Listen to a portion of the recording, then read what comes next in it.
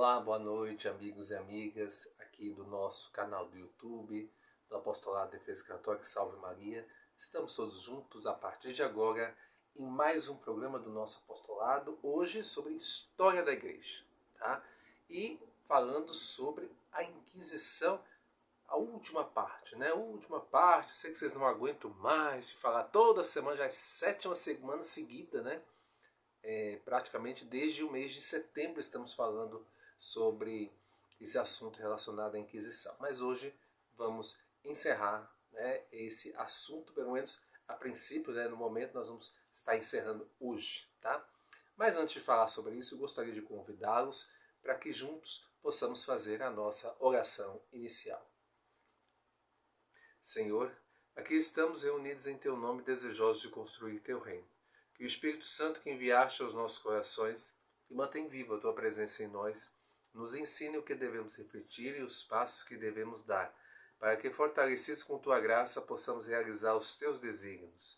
Se Tu, ó Espírito Santo, o inspirador do nosso discernimento, e ensina-nos a escutar os outros e a nos deixar iluminar por Suas luzes, e faz que sempre busquemos a verdade. Desejosos disto, estamos aqui reunidos em nome do Pai, do Filho e do Espírito Santo. Amém. Muito bem, meus irmãos. Então, como eu disse a vocês, nós vamos hoje, aqui no nosso programa História da Igreja, falar sobre a parte final da Inquisição. Tá certo? Muito bem. Julgamento. Fortunato de Almeida conclui que é difícil emitir um juízo seguro sobre alguns aspectos da Inquisição portuguesa. Como João III não fora movido pelo puro zelo do cristianismo. O motivo de procurar a unidade da fé era, sem dúvida, político. Sem escrúpulos, ele adotou as mais odiosas e violentas providências contra os judeus. Quando nos estados pontífices, eles gozavam em todos os tempos pelo despotismo do poder secular, de impor a sua autoridade até nas matérias de natureza espiritual.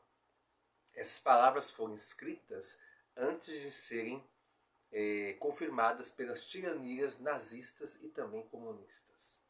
Certos procederes de Dom João III assumem caráter doentio pela obstinação implacável. Em Roma acusava-se o rei de pretender a Inquisição como meio de expoliar os judeus das riquezas que possuíam.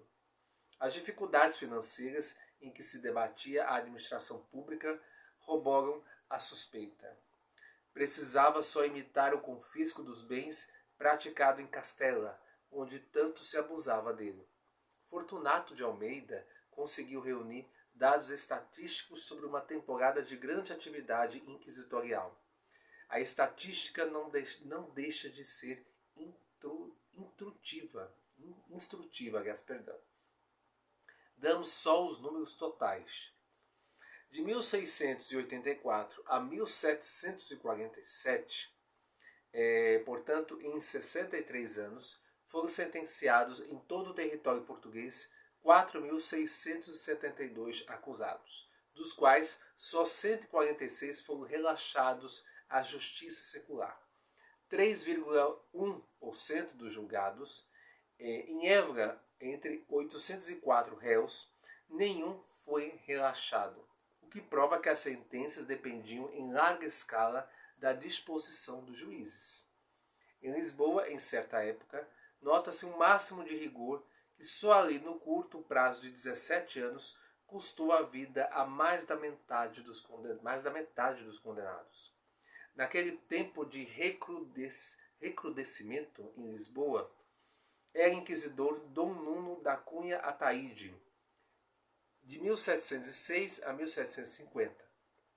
Personagem que mais de uma vez revelou zelo indiscreto e critério estreito. No exercício do ofício inquisitorial, mostrou-se moderado durante 21 anos, condenando 676 réus e relaxando só 18 ao braço secular. 2,7%. Porém, nos 17 anos seguintes, de 547 sentenças, não menos de 84 entregavam os condenados à morte, 15%. Se do número total de relaxamentos tiramos os condenados de Dom Nuno, evidentemente vítimas de um rigor injusto. O número de relaxados em Portugal nem chegava a 1,4%.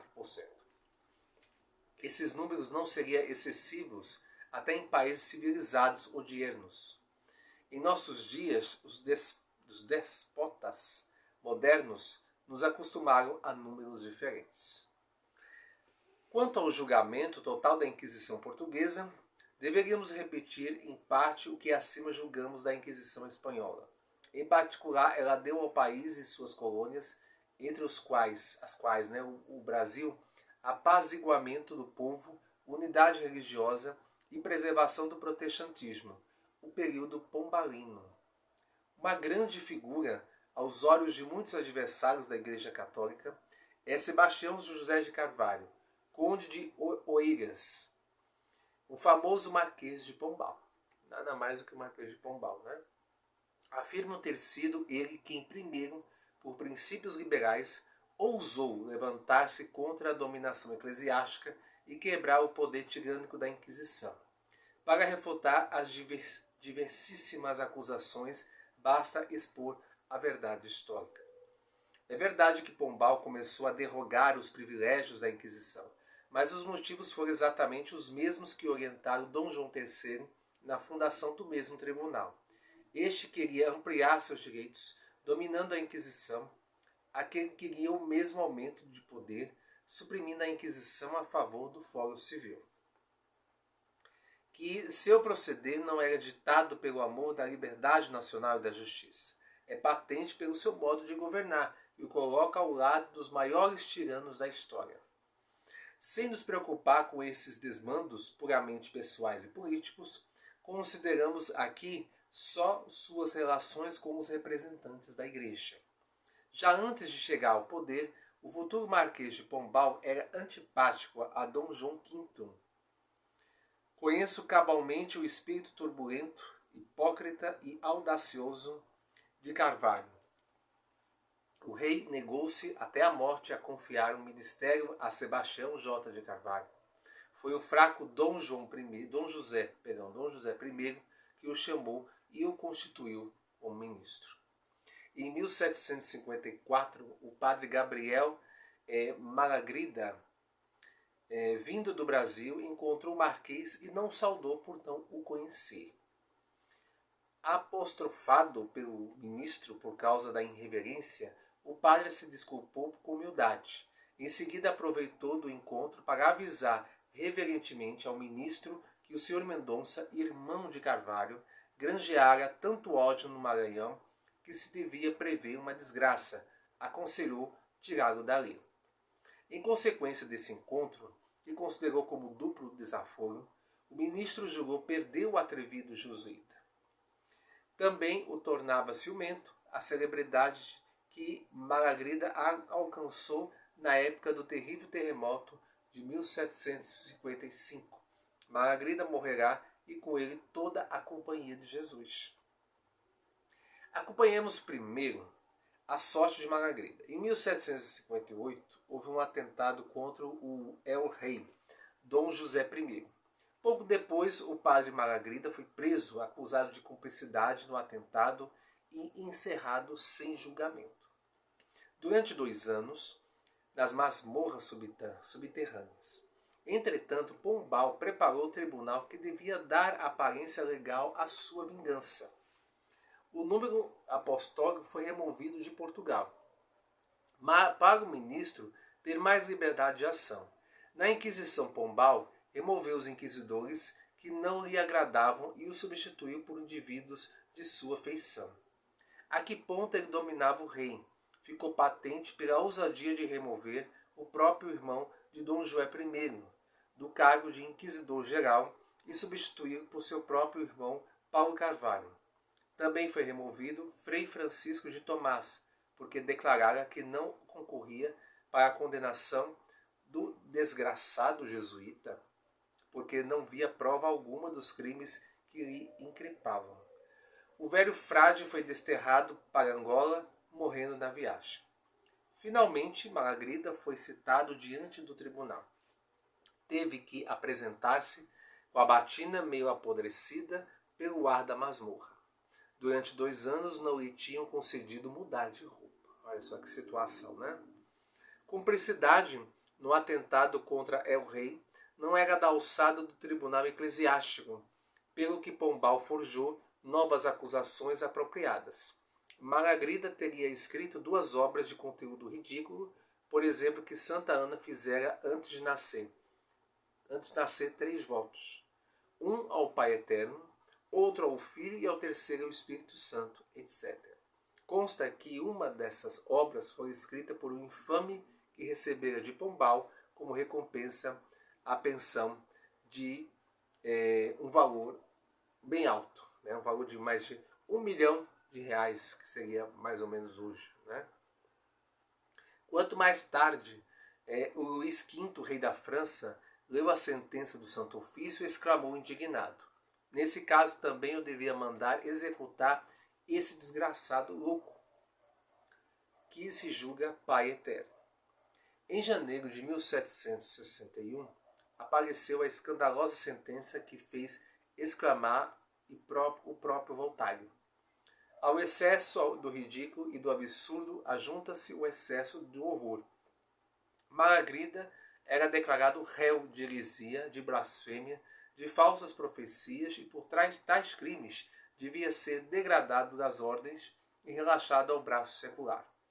O Tribunal Civil julgou reais os enormes crimes e lavrou a sentença, condenando o apóstolo a ser garrotado pela mão do algoz e queimado na praça pública de Lisboa. A execução foi realizada exatamente no dia 21 de setembro de 1761. Enquanto Malagrida penava nas masmorras, desenrolou-se no reino de Portugal e nas suas colônias outra tragédia ainda mais horrorosa.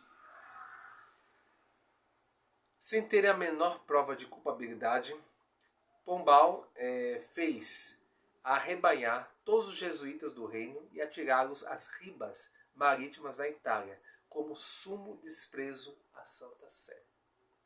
Do mesmo modo, os jesuítas das colônias foram apinhados em estreitas embarcações, trazidos para Lisboa e dali levados ao Estado Pontífice.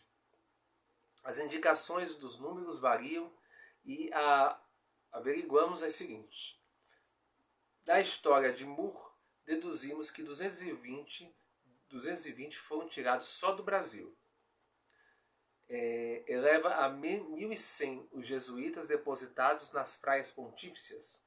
Outros sim, segundo Moore, morreram durante a perseguição, 700 jesuítas, na maior parte em consequência dos maus tratos nas embarcações. Nas masmorras, né, de São Julião, o furor incluíra 124 jesuítas que não foram deportados, permanecendo quase 20 anos na prisão, em condições tais que fizeram exclamar a um carcereiro: aqui tudo apodrece, fora os jesuítas. A 4ª parte morreu. Quando Dom José I morreu em 1777, uma das primeiras providências da rainha sucessora, Dona Maria, foi a destituir o onipotente ministro. Não foi processado em consideração da sua idade avançada, mas desterrado de Lisboa. A queda de Pombal significou a libertação do que restava dos 124 jesuítas, ressurgindo das sinistras masmorras como de um túmulo. Ao mesmo tempo, foram libertados mais 800 presos políticos, vítimas do tirano. Também as outras ordens religiosas eram perseguidas por Pombal.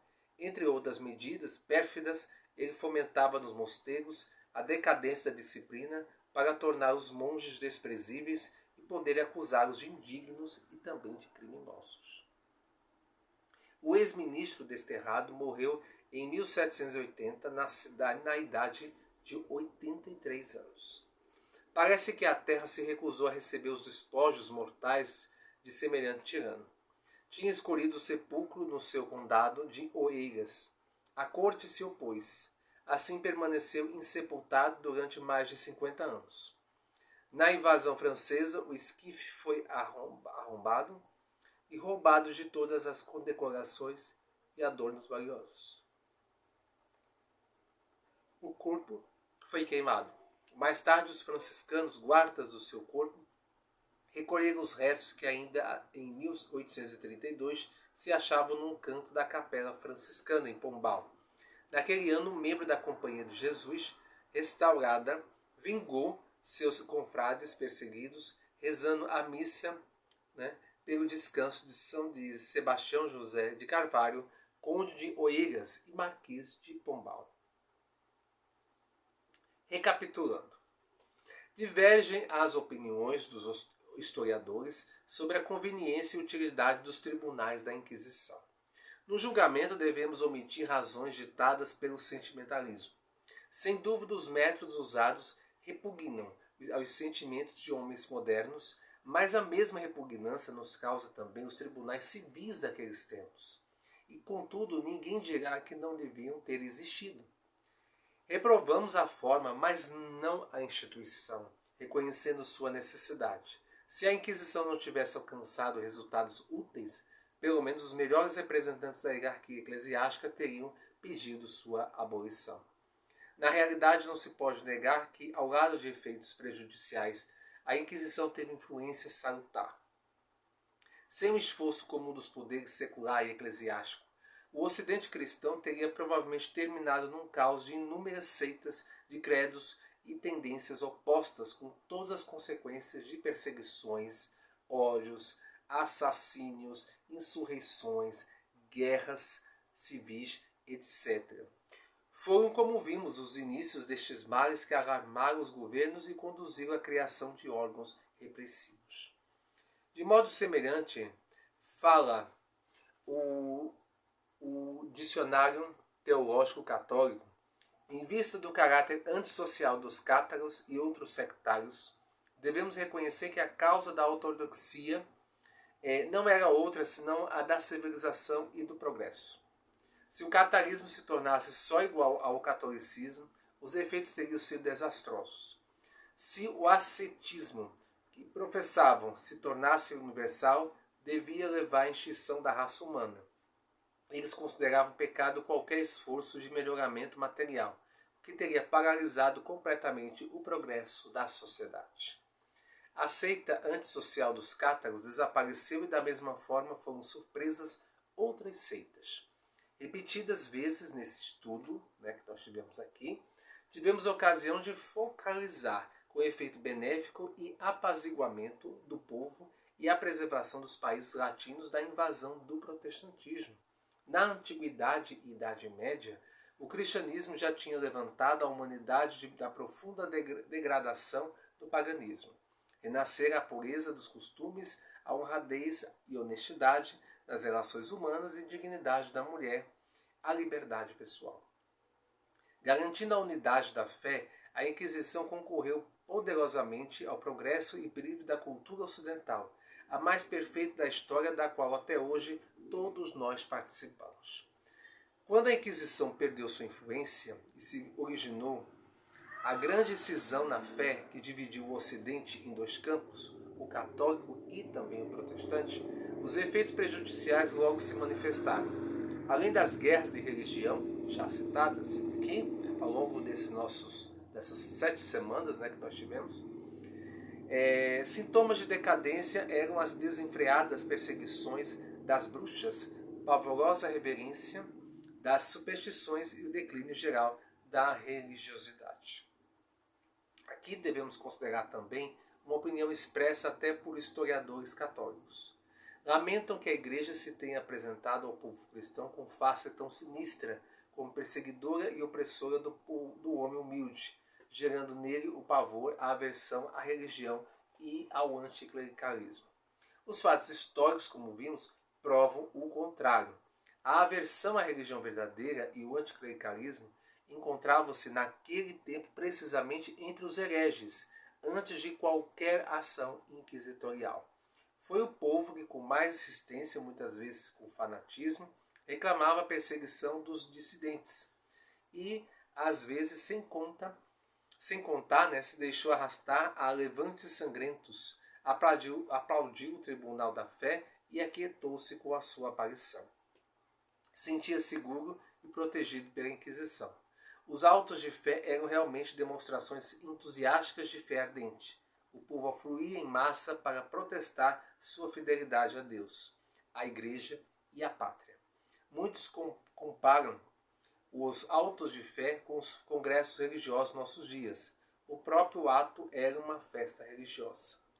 O Santo Ofício é um produto do seu tempo, contudo ele apresentou distintos particulares em que aparecem com efeito do espírito clemente, humano, pedagógico e civilizador da religião cristã.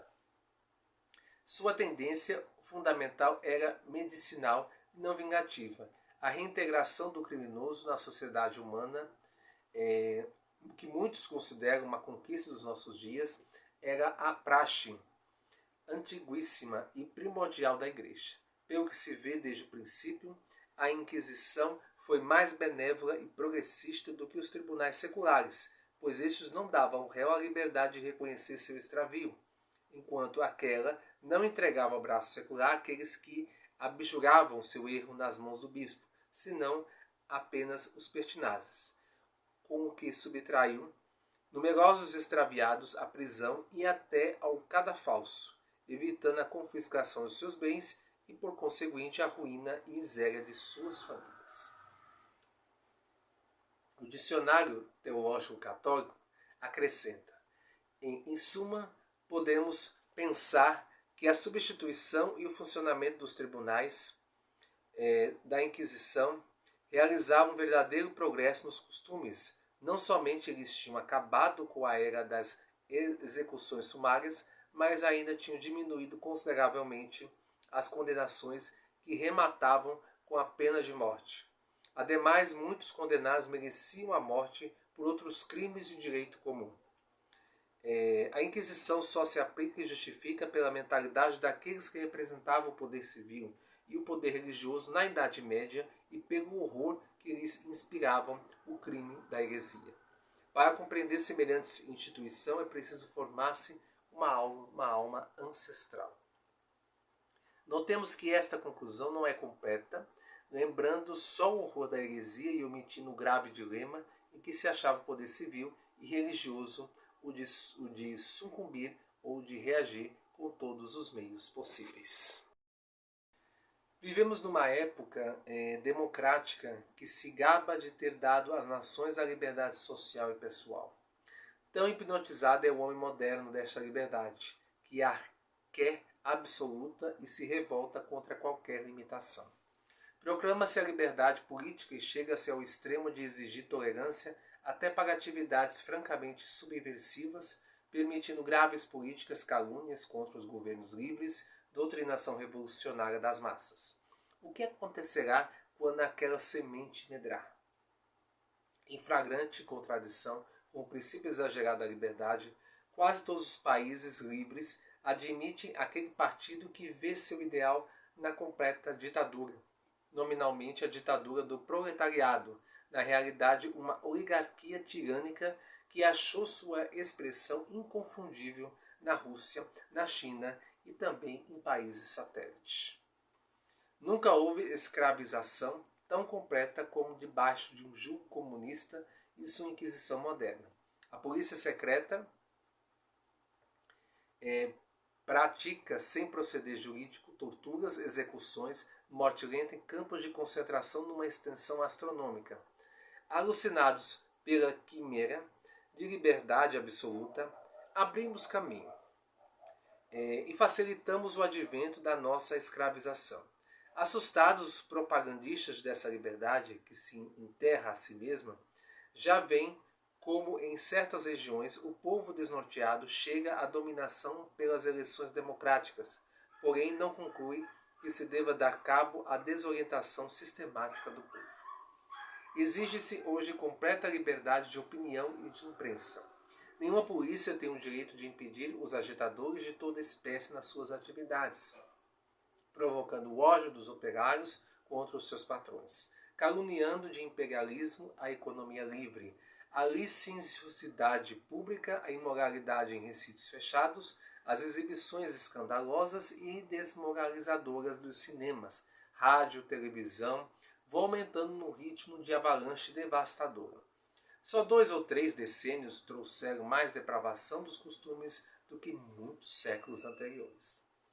Consideremos só um caso em que o Estado falta manifestamente a seu dever de preservar o povo de influxos deletérios. Todos os homens sensatos concordam em que o espiritismo seja prejudicial, desmoralizador e povoador dos manicômios.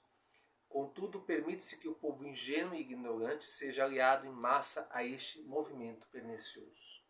Finalmente, observa-se friamente a apostasia da religião,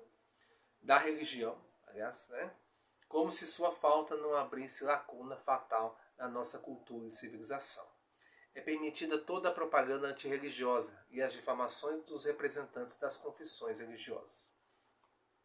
Será certa ou só razoável essa orientação? Os nossos antepassados tinham opiniões diferentes. Eles também queriam liberdade, mas uma liberdade produtiva, que dá a paz à coletividade, eleva o homem e dispõe corretamente para o fim da vida humana e as suas relações com o Criador. Na realidade, os povos do passado viviam mais satisfeitos do que as massas de hoje. Incrimina-se a Idade Média e os tempos subsequentes, por terem praticado a crudelíssima cremação de homens vivos. Mas o que é que nós vimos em nossos dias?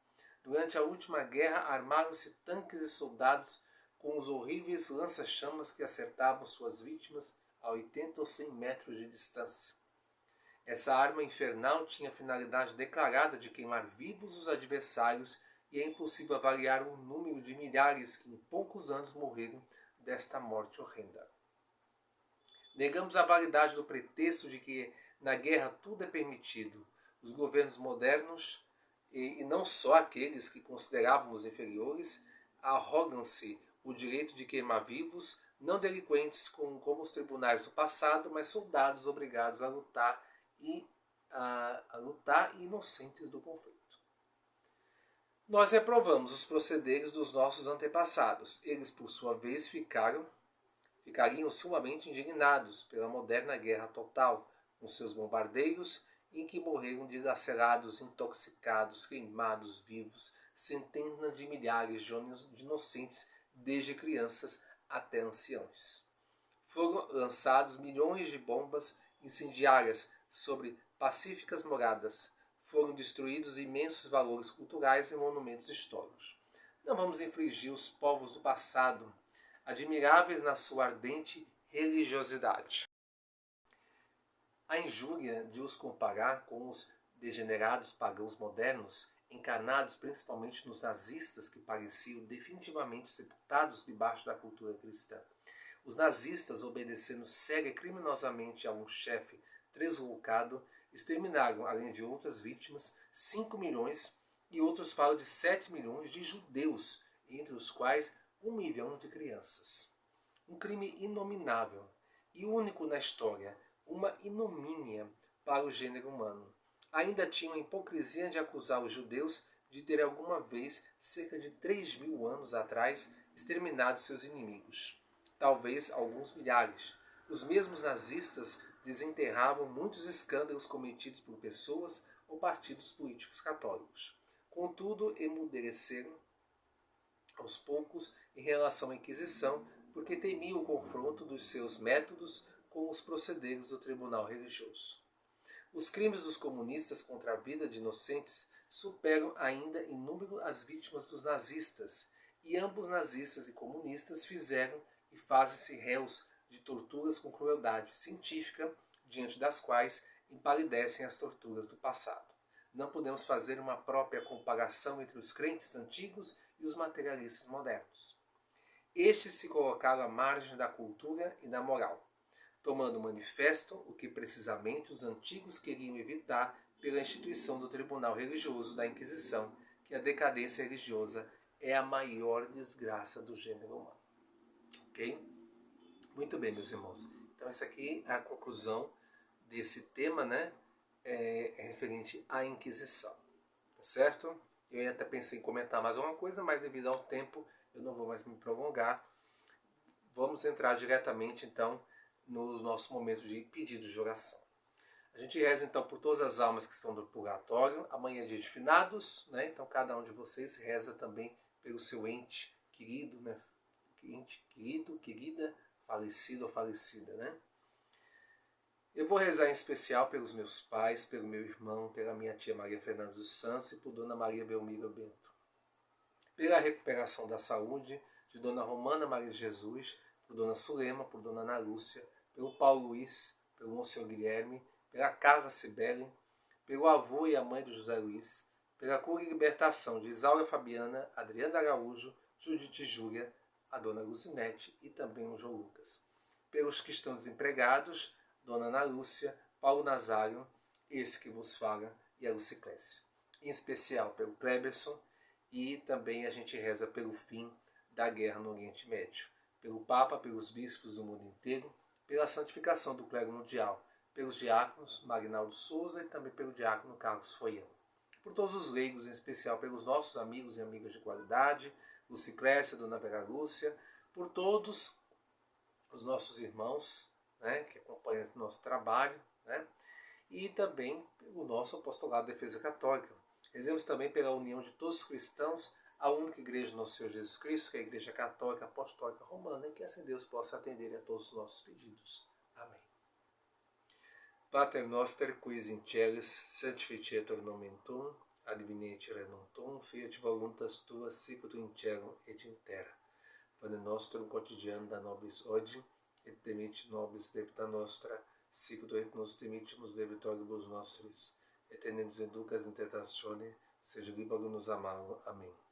Ave Maria, gratia plena, Dominus tecum, benedicta tui mulieribus et benedictus fructus ventris tui, Iesus. Santa Maria, Mater Dei, ora pro nobis peccatoribus, nunc et nora mortis nostri. Amém. Glória Patri et Filio et Spiritui Sancto, sic era in principio et nunc et semper, et in saecula saeculorum. Amém. Muito bem, meus irmãos e irmãs, agradeço então a participação de cada um de vocês, ao menos está me assistindo esse vídeo, né? Hoje foi um vídeo um pouquinho mais longo, né, do que o costume, mas precisaria concluir esse assunto com vocês sobre a Santa Inquisição, tá bom? Na próxima semana a gente vai dar início a um outro assunto sobre a história da Igreja, tá ok? Então é isso, fiquem todos com Deus e peço que rezem pelo nosso apostolado. Salve Maria!